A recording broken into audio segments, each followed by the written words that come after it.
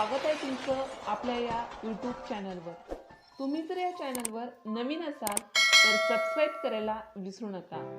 आज आपण पाहणार आहोत वर्ग 8वी विषय भूगोल घटक चाचणी वरील उत्तरे। या अगोदर काही दिवसांपूर्वी आपण भूगोल या विषयावरील प्रथम घटक चाचणी पाहिली होती किंवा तुम्हाला सोडवायला दिली होती। बऱ्याच विद्यार्थ्यांची अशी अपेक्षा आहे की त्या घटक चाचणीची उत्तरे आम्हाला मिळावीत। त्यासाठी आपण हा छोटासा प्रयत्न केला आहे त्यांना उत्तरे द्यावी म्हणून आजचा हा व्हिडिओ या ठिकाणी अपलोड केलेला आहे। वेळ आहे 1 तास हा पेपर सोडवण्यासाठी। गुण होते 30। प्रकरण 1, 2, 3, 4 वर आधारित ही घटक चाचणी अवलंबून होती किंवा आधारित होती। यावर सूचना सर्व प्रश्न सोडवणे आवश्यक आहे। उजव्या बाजूचे अंक गुण दर्शवतात। नवीन प्रश्न नवीन पानावर लिहावेत। योग्य त्या ठिकाणी उत्तरामध्ये आकृत्या किंवा आराखडे काढावेत। चला तर मग भूगोल या घटक चाचणीच्या उत्तराला आपण सुरुवात करूया। प्रश्न पहिला, योग्य पर्याय निवडा। गुण आहेत 5। पहिले विधान आहे, मानव सागर तळ रचनेचा कोणता भाग प्रामुख्याने वापरतो? पर्याय 1 भूखंड मंच, खंडांत उतार, सागरी मैदान, सागरी डोह। उत्तर आहे पर्याय क्रमांक अ भूखंड मंच। मानव सागर तळ रचनेचा भूखंड मंच हा भाग प्रामुख्याने वापरतो। दुसरे विधान, कोणत्याही 2 लगतच्या रेखावृत्तांच्या स्थानिक वेळेत रिकामी जागा? पर्याय अ 15 मिनिटांचा फरक असतो, ब 4 मिनिटांचा फरक असतो, क 30 मिनिटांचा फरक असतो, ड 60 मिनिटांचा फरक असतो। उत्तर आहे पर्याय क्रमांक ब 4 मिनिटांचा फरक असतो। कोणत्याही 2 लगतच्या रेखावृत्तांच्या स्थानिक वेळेत 4 मिनिटांचा फरक असतो। तिसरे विधान, प्रावरण व भूकवचात रिकामी जागा घटक सामायिक असतो। पर्याय अ सिलिका, ब मॅग्नेशियम, क ॲल्युमिनियम, ड लोह। उत्तर आहे पर्याय क्रमांक ब मॅग्नेशियम। प्रावरण व भूकवचात मॅग्नेशियम हा घटक सामायिक असतो। चौथं विधान आहे, हवेची रिकामी जागा हवेच्या तापमानावर अवलंबून असते। पर्याय अ सांद्रीभवन, ब बाष्पधारण क्षमता, क सापेक्ष आर्द्रता, ड निरपेक्ष आर्द्रता। उत्तर आहे पर्याय क्रमांक ब बाष्पधारण क्षमता। हवेची बाष्पधारण क्षमता हवेच्या तापमानावर अवलंबून असते। पाचवं विधान आहे, आपण पृथ्वीच्या ज्या थरावर राहतो त्याला रिकामी जागा म्हणतात। पर्याय अ प्रावरण, ब गाभा, क भूकवच, ड खंडीय कवच। उत्तर आहे पर्याय क्रमांक ड खंडीय कवच। आपण पृथ्वीच्या ज्या थरावर राहतो त्याला खंडीय कवच असे म्हणतात। अशा प्रकारे प्रश्न पहिला योग्य पर्याय निवडा हा 5 गुणासाठी घटक चाचणीमध्ये आलेला प्रश्न होता। त्या प्रश्नाची उत्तरे या ठिकाणी आपण पाहिली आहेत। आता हा वस्तुनिष्ठ प्रश्न आहे।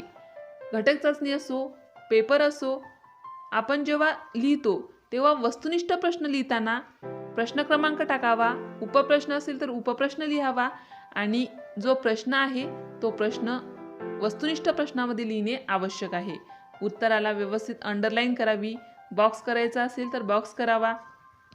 वस्तुनिष्ठ प्रश्न लिहिताना टापटीपपणा हा अतिशय महत्त्वाचा आहे। प्रश्न दुसरा, चुकीची विधाने दुरुस्त करून लिहा। गुण आहेत 4।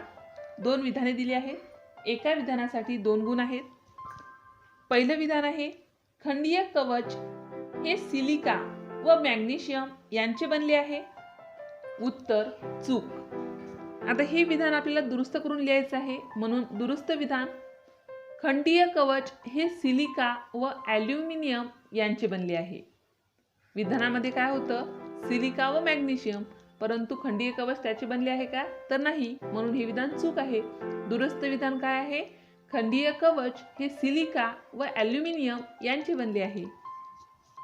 दुसरं विधान, बाह्य गाभ्यातून दुय्यम लहरी जाऊ शकत नाही. उत्तर बरोबर. आता हे उत्तर बरोबर असल्यामुळे आपल्याला दुरुस्त विधान लिहिण्याची गरज नाही, कारण बाह्य गाभ्यातून दुय्यम लहरी जाऊ शकत नाही हे विधान व्यवस्थित आहे, बरोबर आहे. प्रश्न तिसरा, खालीलपैकी वेगवेगळ्या स्थिती क या ठिकाणी कोणकोणत्या आकृतीत दिसून येतात ते आकृती खालील चौकटीत लिहा. स्थिती आहेत सूर्योदय, मध्यरात्र, मध्यान्ह आणि सूर्यास्त. क या ठिकाणी आपल्याला कोणत्या आकृतीत कोणती स्थिती दिसते आहे ते त्या आकृती खालील चौकटी दिली आहे त्यामध्ये लिहायचं आहे. उत्तर, पहिल्या आकृतीमध्ये क या ठिकाणी मध्यरात्र दिसत आहे. दुसऱ्या आकृतीमध्ये क या ठिकाणी सूर्यास्त दिसत आहे. तिसऱ्या आकृतीमध्ये क या ठिकाणी सूर्योदय दिसत आहे आणि चौथ्या आकृतीमध्ये क या ठिकाणी मध्यान्ह दिसत आहे. अशा प्रकारे घटक चाचणीमधील 4 गुणासाठी आलेला हा प्रश्न होता. या प्रश्नाचे उत्तर या ठिकाणी आपण पाहिलं आहे. प्रश्न चौथा, फरक स्पष्ट करा. गुण आहेत 4, 2 फरक स्पष्ट करा आहेत, 1 फरक स्पष्ट करण्यासाठी 2 गुण आहेत. तर फरक स्पष्ट करण्यासाठी पहिला प्रश्न आहे आर्द्रता व ढग. आर्द्रता यामध्ये पहिला मुद्दा आहे अर्थ. आर्द्रता याचा अर्थ होतो हवेतील बाष्पामुळे हवेस प्राप्त झालेला ओलसरपणा म्हणजे हवेची आर्द्रता होय. ढग, ढग यामध्ये पहिला मुद्दा आहे अर्थ. ढगाचा अर्थ होतो वातावरणातील बाष्पकण किंवा हिमकण हवेतील धुलीकणांभोवती एकत्र येऊन तयार झालेला मोठा समुच्चय म्हणजे ढग होय. दुसरा मुद्दा आहे फरक स्पष्ट करण्यासाठी दृश्यता. आर्द्रता याची दृश्यता आहे हवेतील आर्द्रता अदृश्य स्वरूपात असते. हवेतील आर्द्रता ही दिसते का, तर नाही, म्हणून हवेतील आर्द्रता ही अदृश्य स्वरूपात असते. ढग यामध्ये दुसरा मुद्दा आहे दृश्यताच्या बाबतीत. ढग दृश्य स्वरूपात असतात. ढग आपल्याला दिसतात म्हणून ढग हे दृश्य स्वरूपात असतात. अशा प्रकारे आर्द्रता आणि ढग यामध्ये फरक स्पष्ट करता येतो. फरक स्पष्ट करण्यासाठी दुसरा प्रश्न आहे सापेक्ष आर्द्रता व निरपेक्ष आर्द्रता. सापेक्ष आर्द्रता यामध्ये पहिला मुद्दा आहे अर्थ. सापेक्ष आर्द्रतेचा अर्थ होतो एका विशिष्ट तापमानास 1 घनमीटर हवेची निरपेक्ष आर्द्रता व त्याच तापमानाला हवेची बाष्पधारण क्षमता यांचे गुणोत्तर म्हणजे सापेक्ष आर्द्रता होय. पुन्हा एकदा बघा, सापेक्ष आर्द्रतेचा अर्थ एका विशिष्ट तापमानास 1 घनमीटर हवेची निरपेक्ष आर्द्रता व त्याच तापमानाला हवेची बाष्पधारण क्षमता यांचे गुणोत्तर म्हणजे सापेक्ष आर्द्रता होय. निरपेक्ष आर्द्रता त्यामध्ये अर्थ हा पहिला मुद्दा आहे. निरपेक्ष आर्द्रता याचा अर्थ होतो एका विशिष्ट तापमानास 1 घनमीटर हवेमध्ये असणारे बाष्पाचे ग्रॅम मधील प्रमाण म्हणजे निरपेक्ष आर्द्रता होय. सापेक्ष आर्द्रता यामध्ये दुसरा मुद्दा आहे सूत्र. तर सापेक्ष आर्द्रतेचे सूत्र आहे सापेक्ष आर्द्रता टक्केवारीमध्ये सापेक्ष आर्द्रता बरोबर निरपेक्ष आर्द्रता भागिला बाष्पधारण क्षमता गुणिला 100. निरपेक्ष आर्द्रता हे जे सूत्र आहे निरपेक्ष आर्द्रता बरोबर बाष्पाचे प्रमाण भागिला हवेचे घनफळ. अशा प्रकारे सापेक्ष आर्द्रता व निरपेक्ष आर्द्रता यामध्ये फरक स्पष्ट करता येतो. अशा प्रकारे प्रश्न चौथा फरक स्पष्ट करा यामध्ये आलेल्या प्रश्नांची उत्तरे आपण बघितली आहेत. यानंतर प्रश्न पाचवा भौगोलिक कारणे लिहा. कोणतेही 5 या ठिकाणी 6 प्रश्न दिले आहेत. त्यापैकी 5 प्रश्न आपल्याला लिहायचे आहेत, परंतु या ठिकाणी मी तुम्हाला सर्व प्रश्नांची उत्तरे लिहून देणार आहे. गुण आहेत 10, म्हणजेच एका प्रश्नासाठी 2 गुण आहेत. त्यामध्ये पहिला प्रश्न आहे खंडांत उतार ही भूखंडाची सीमारेषा मानतात. याचं भौगोलिक कारण आपल्याला लिहायचं आहे. उत्तर भूखंड मंचानंतर खंडांत उतार सुरू होतो. खंडांत उताराच्या अधसीमेनंतर अत्यंत खोल असा सागरी मैदानाचा भाग सुरू होतो, म्हणून खंडांत उतार ही भूखंडाची सीमारेषा मानतात. दुसरा प्रश्न, स्थानिक वेळ मध्यान्हावरून निश्चित केली जाते. याचं काय कारण आहे की स्थानिक वेळ मध्यान्हावरून निश्चित केली जाते? त्याची काही कारणे आहेत. तर उत्तरामध्ये बघा, सर्वसाधारणपणे मध्यान्ही सूर्य जास्तीत जास्त उंची गाठतो व त्यावेळी दिनमानातील निम्मा वेळ पूर्ण झाला असे गृहीत धरले जाते. एखादे रेखावृत्त जेव्हा बरोबर सूर्यासमोर येते त्यावेळी रेखावृत्तावर मध्यान्ह झाल्याचे म्हणजेच दुपारचे 12 वाजले असल्याचे गृहीत धरले जाते. मध्यान्ह वेळ एका रेखावृत्तावर उत्तर ध्रुव वृत्तापासून ते दक्षिण ध्रुव वृत्तापर्यंत सर्व ठिकाणी सर्वत्र सारखी असते, म्हणून स्थानिक वेळ मध्यान्हावरून निश्चित केली जाते. तिसरा प्रश्न आहे, हवा बाष्पसंपृक्त बनते. उत्तर एका विशिष्ट तापमानास हवेची बाष्पधारण क्षमता व हवेतील बाष्पाचे प्रमाण सारखेच होऊ शकते. अशा स्थितीत हवा अतिरिक्त बाष्पधारण करू शकत नाही. अशा प्रकारे हवा बाष्पसंपृक्त बनते.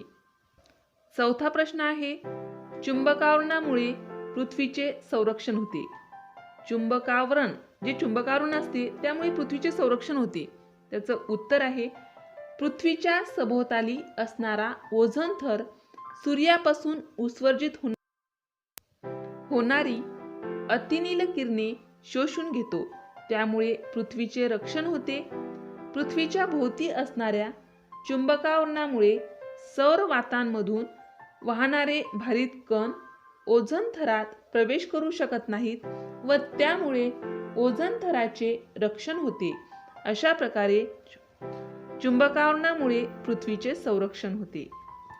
पाचवा प्रश्न आहे, ढग हे आकाशात तरंगतात. उत्तर वातावरणातील जास्त उंचीवरील सूक्ष्म जलकण व हिमकण हवेतील धूलिकणांभोवती एकत्र येऊन त्यापासून ढग तयार होतात. ढगातील जलकण व हिमकण अत्यंत सूक्ष्म असल्याने ते जवळजवळ वजन विरहित असतात, त्यामुळे ढग हे आकाशात तरंगतात. सहावा प्रश्न आहे, भूखंड मंच हे मासेमारीसाठी नंदनवन आहे.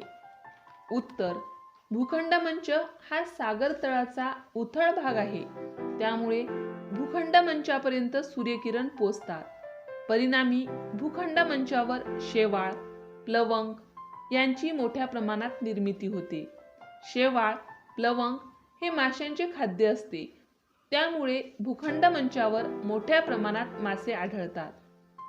भूखंडाच्या भागात माशांचे मोठ्या प्रमाणात प्रजनन होते. अशा प्रकारे भूखंड मंच मासेमारीसाठी नंदनवन आहे. प्रश्न 6वा, खालील आराखड्यात दाखवलेल्या भू आकारांना नावे द्या. खाली एक भू आकारांचा आराखडा दाखवला आहे.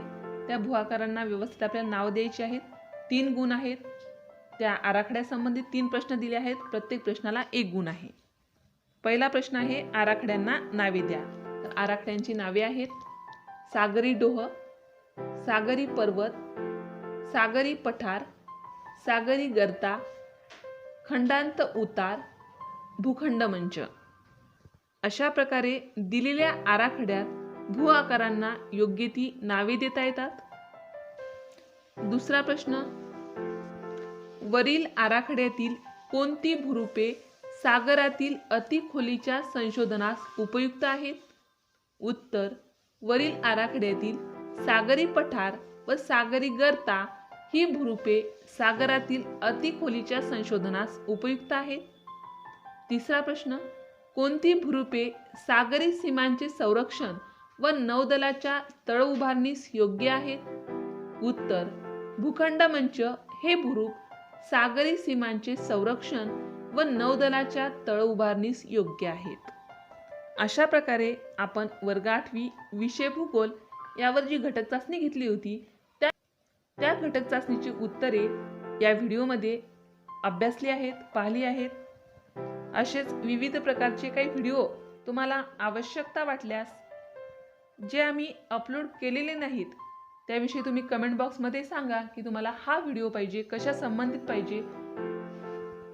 तुमची इच्छा किंवा तुमची मागणी नक्कीच पूर्ण केल्या जाईल। अशाच प्रकारचे स्वाध्याय संबंधित विविध विषयाचे, विविध वर्गाचे तसेच घटक चाचणी, सराव परीक्षा, निबंध, पत्रलेखन या संबंधित व्हिडिओ पाहण्यासाठी या चॅनलला सबस्क्राईब करा।